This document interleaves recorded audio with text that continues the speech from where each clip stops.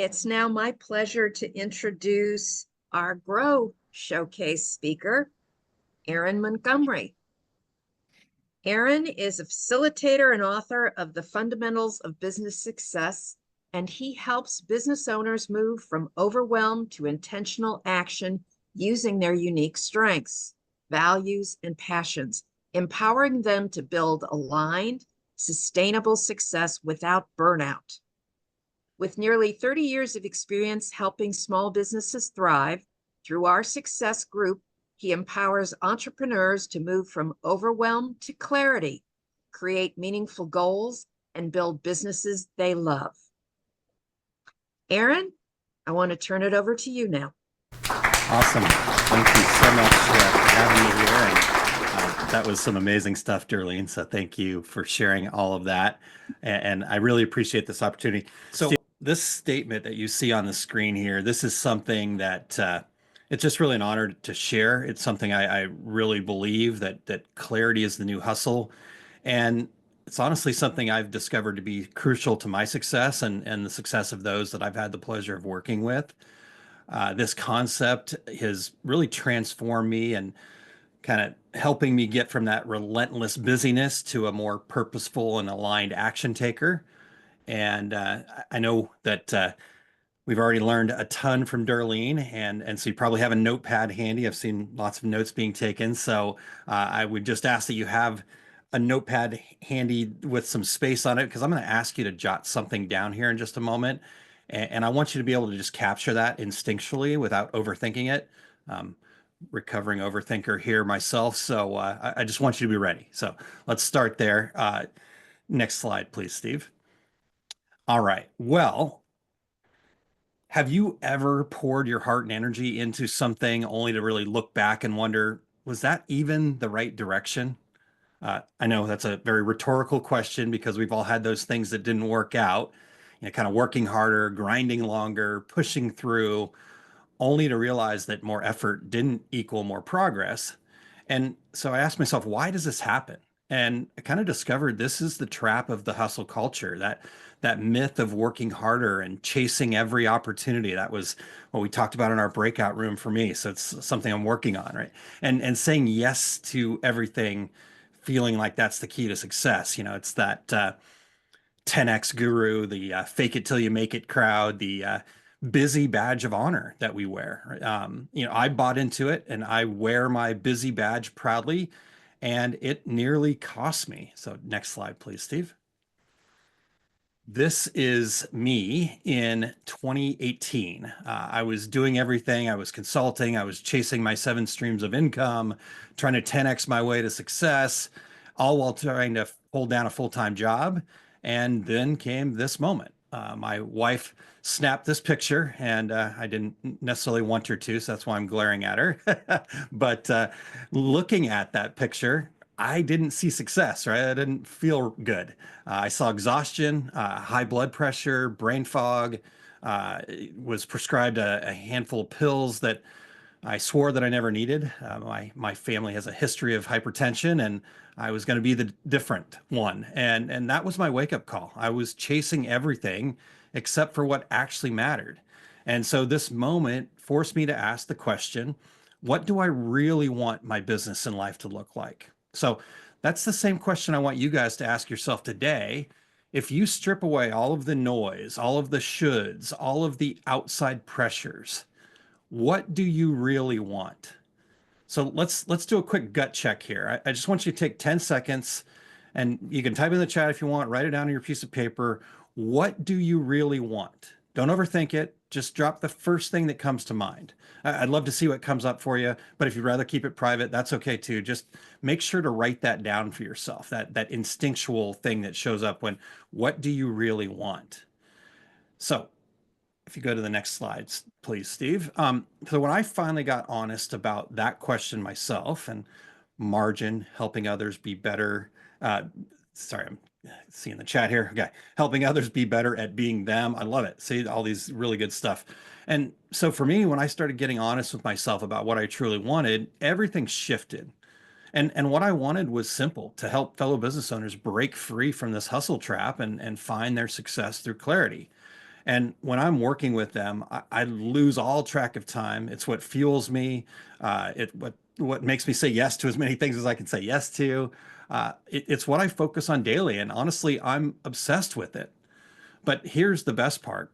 I actually love what I get to do. There's no more burnout, no more chasing every shiny object, just meaningful work and more impact and a business that feels like it's meant to be. I'm really fortunate I get to fall in love with my business daily and help others do the same. And I don't work any less. I don't have fewer projects or intentions. And here's the really crazy part. I've actually feel like I've added more to my life, but it doesn't feel like more, right? So more time with my family, more weekends at volleyball tournaments. My son is chasing his dream of becoming a volleyball player at 13 years old, and it's fun to watch him. And more impact even. I volunteered to take on the chairman role at a local nonprofit called the Grace Period. And more good days than bad days, and yet no more burnout. I don't take the blood pressure pills. I feel great about what I get to do. My positivity's through the roof, and I've gotten stronger in my faith too. So no matter where you're at on the journey, a little more clarity will take you further than any amount of hustle ever could. So let me ask you, what's one thing you wish you had more time for in your business or life? Just drop it in the chat. I'd love to see what comes up for you guys there. Steve, you go to the next slide, please. And actually, you could just go ahead and hit it 3 times there. We'll get all the stuff on screen so we don't have to keep rolling. So let's see here. Darlene says, help others be, oh, that's okay. Mark, more time for my daughter, more time to be present with my kids from Christine. Awesome. Yeah. Those are all really important things. Family. I love that so much. Thank you guys for sharing that. All right. So let's get another pulse check here. How long have you guys been in business for? And whether you're brand new or seasoned pro, I just love to see where everybody's at. I know we've got some people that have been at this for a good amount, and that's why they're successful. Dan shares more time for experiencing life with my family. Mark Kinson says more time and enjoyment with my family. Look at that. Okay, 16 years, 2 years, 15 years, 10 years, 8 years, 7 years. Currently my 3rd year, but first time full-time real estate, 3 months, 30 years for Les, 8 years for Nadine, 25 plus years for Karen. Awesome. All right. Well, what's the backbone of our economy? All right, we all know this. We're here. We're small business owners. And according to the SBA, and if you want to click ahead there, Steve, there are 33 million businesses. Oh, you're exactly perfect where you're at, Steve. Sorry, I was looking at the wrong place. All right. There are 33 million small businesses in the United States. And also, as you see on the screen there, most people took the leap because they wanted to be somebody that had their own freedom. They wanted to be their own boss. They wanted to live a life on their terms.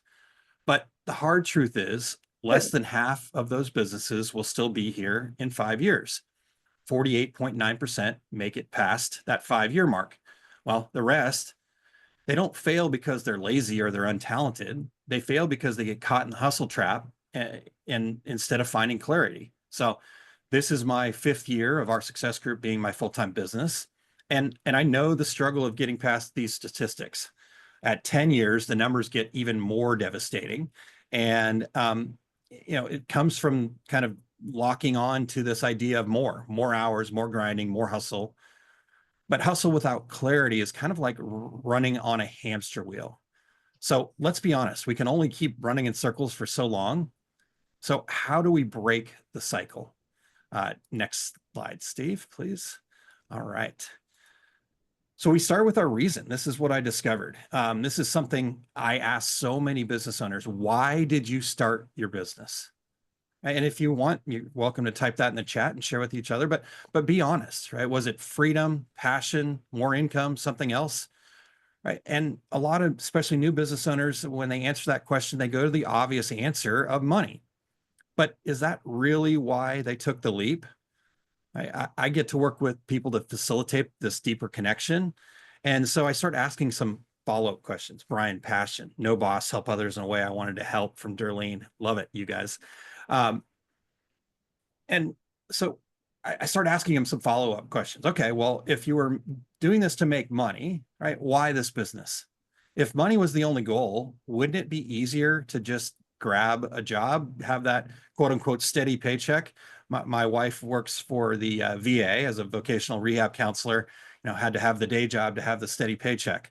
We all know what's going on in the government right now. So there's no real steady paycheck, right? But we can leave those responsibilities at work when we have the job. But so why did you sign on for the long hours, the uncertainty, the responsibility? There is something deeper that drives us. Now, if you've read Simon Sinek's Start With Why, you know how important it is to have a deeper purpose, right? If that's not a book that you've read, I would definitely put that on your reading list, Simon Sinek, Start With Why. But here's the thing.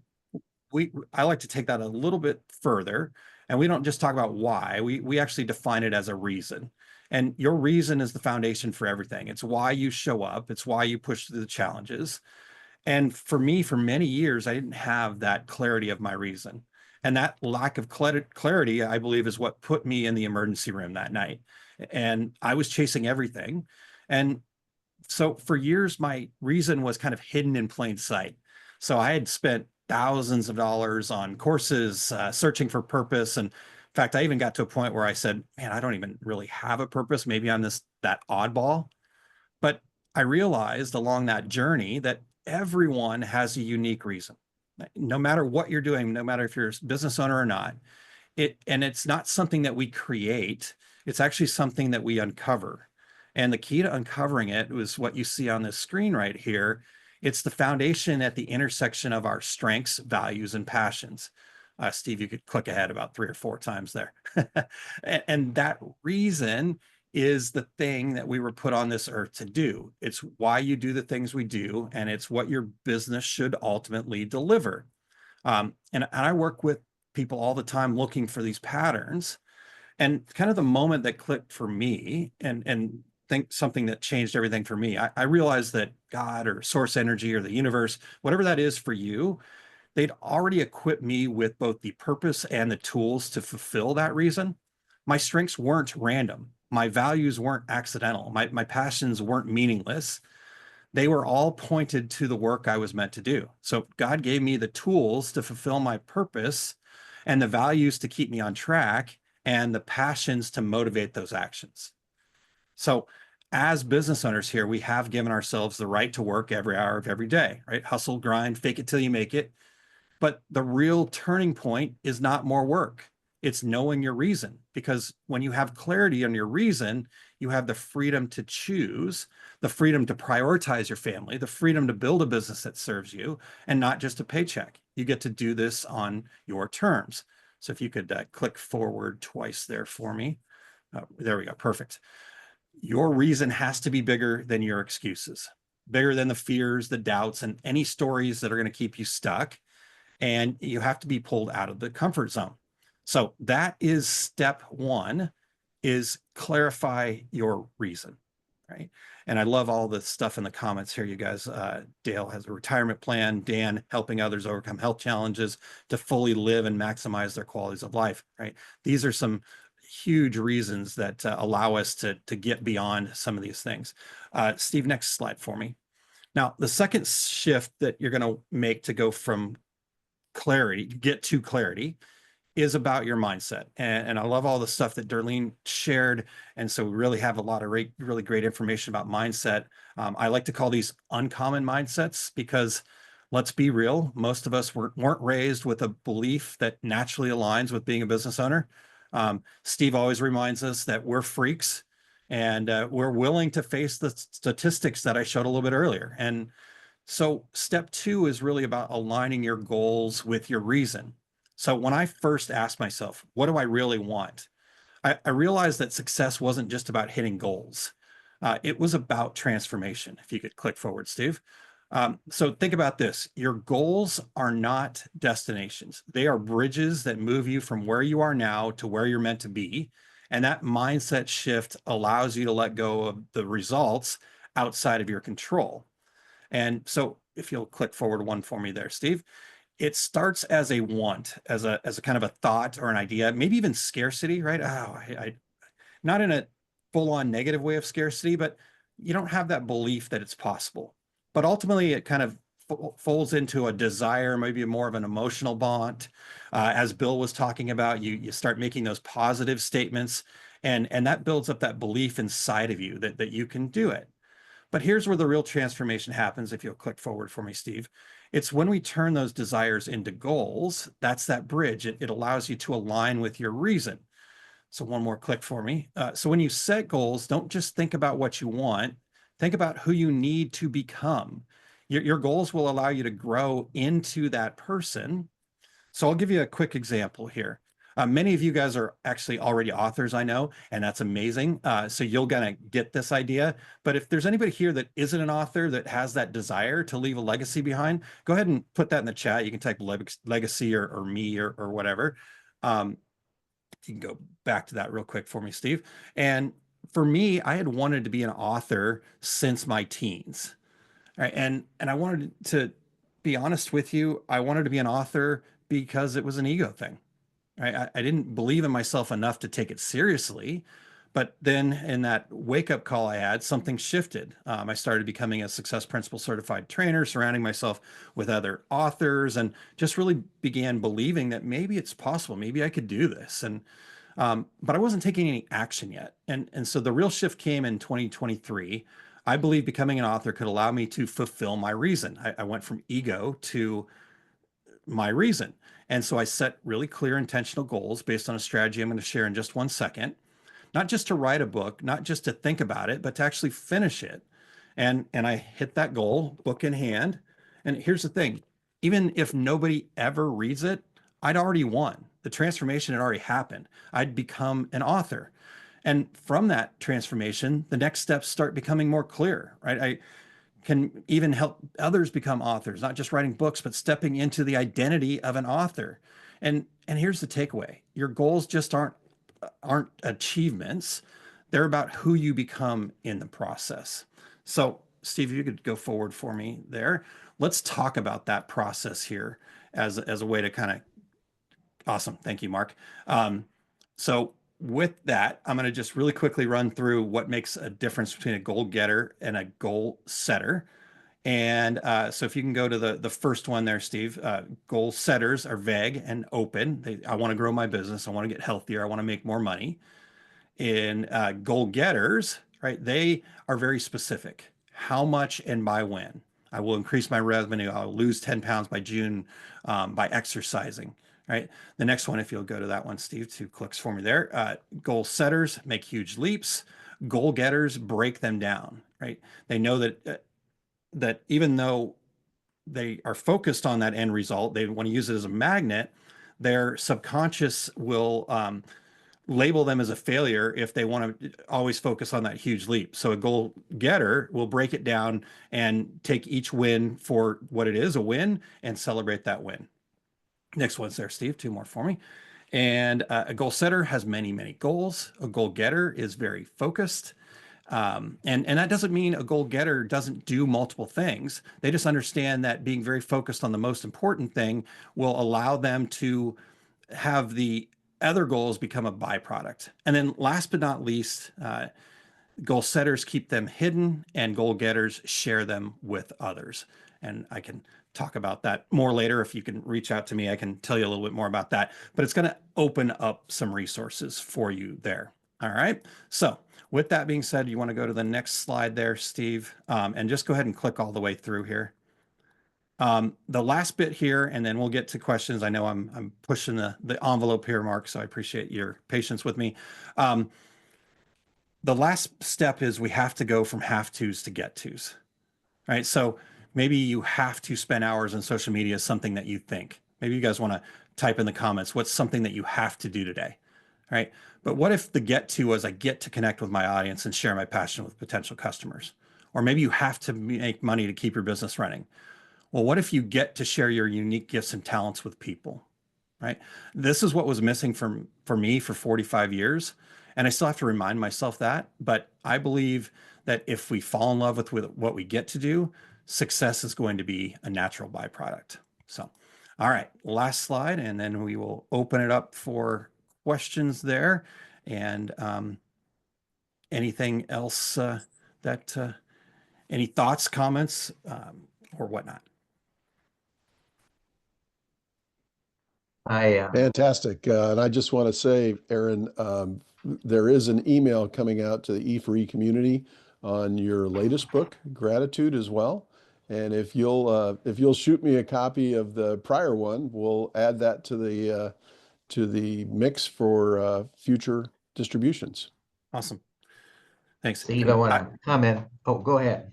No, I was just going to tell Steve I was excited to see him today in person because I wanted to deliver his book. Steve actually helped with bringing some information and is part of the Gratitude Shift. Yeah, terrific. Thanks you. Thanks, Les, for that. Yeah, your comment about goal setters and goal getters. Some of you who get my my weekly blog may have noticed something that came out of the study from the Association for Talent Development, and kind of plays right into what you were talking about, Aaron. It says it's how to ensure that a goal gets achieved and reached. If you have an idea of a goal, there's a 10% probability of getting it. If you consciously decide you'll do it, it's 25%. If you decide when you will do it, it's 40%. When you plan how you will do it, it's 50%. You commit to someone, you will do it 65%. And if you have an accountability appointment with a person you've committed to, it's a 95% likelihood that you will complete that goal. Amazing. Thank you for sharing that, Les. Yeah. And Darlene said in the comments, conscious mind is goal setter, unconscious mind is goal getter, 100%. Yeah. Yeah. And that I was a goal setter for many years. If you guys have heard of Quitter's Day, I'm sure it's come up. It's the second week in January when most people give up on their New Year's resolutions. Right? Same thing with our goals, right? If we try to just willpower it, it's not going to work. Those stats that Les shared really helps us understand that it's a team sport. Mm-hmm. Great stuff. Awesome. Anything else? Any other questions that anybody has? Or one thing that Aaron, first of all, fabulous presentation. I just absolutely loved it. Thank you. One thing that is more and more evident to me, and I'm going to put it under the category of daily maintenance. But one thing that's more and more evident to me is if I lay off or neglect or miss or don't do it or for whatever reason, then I am amazed at how quickly it falls off. Yeah. And the obvious example is in physical fitness and exercise. If I'm not on the treadmill, if I'm not doing maintenance and upkeep, then and I realize this is more common in individuals of my tender years, but the skill falls off. It just falls off, and so it's wonderful to say I've arrived, but you've arrived at a level, and it's just a level. It's not a place. It's a level, and in order to keep going, you got to keep going. In order to stay at that level, you've got to keep going. I tell people, you go to the gym and that set of weights that's over there on that rack, man, they look fabulous. They look absolutely fabulous over there in the corner. What a gorgeous Nautilus machine. That is just gorgeous. And if you stop there, it doesn't do you a bit of good. No, that's right. You got to get over there and you got to engage with that monster. You got to engage with it. And you got to come back tomorrow. Absolutely. So anyway, Aaron, thank you very much. I love the presentation. Yeah, thank you for that share, Bill. Yeah, Bill, what you just got done saying reminded me of the quote from Atomic Habits. It said, winners and losers have the same goals. If you have a process for continuous improvement, then you don't have to worry about the results. Yeah, that's right. That's exactly right. Result takes care of itself. That's exactly right. That's awesome. Fantastic job today, Aaron. I just wanted to say how excited I was to get to that culmination piece where you spoke of have tos versus get tos and the mindset shift. There's so much there. Yeah. There's so much there. Thank you for that. Great presentation. Thanks, Dan. And I am knocked out by the statement, purpose is not what we create, but it's what we uncover. You blew me away with that one, Aaron. Mm-hmm. Yeah, and I have to agree with Dan too. I have to even use that same mindset with my kids sometimes. Like man, my kids are home for 2 more days for snow days, but I get to spend that time with them and I get to help them like learn because we do AMI days and stuff too. So I have to shift my thinking around that instead of it being something that like, oh, I have to do, or like, bummer, this is this thing that's extra thing that's falling on my plate. But like, how incredible is it that I have this opportunity to spend it with my kids and I have a business that's flexible enough to let me do that, and just trying to spin it into something positive is such a huge mindset shift, and it's so important in just every aspect of your life, not even just business. So I love that. Awesome. Thank you, Aaron. You're welcome. All right. Well, let's Aaron, turn it back over. Oh, I'm sorry. no, you're good. Go ahead, Dale. Yeah, Aaron, one of the things that I think makes your messaging so powerful is you're admitting your vulnerabilities in the process, because we all have them and we all relate to. And I think that makes your programs so authentic, so genuine, and so enabling in terms of trust that makes your message that much more powerful. So congratulations on that. Thank you. Appreciate that, Dale. All right. Well, I've appreciate the time today, guys. Well, we've got more to come here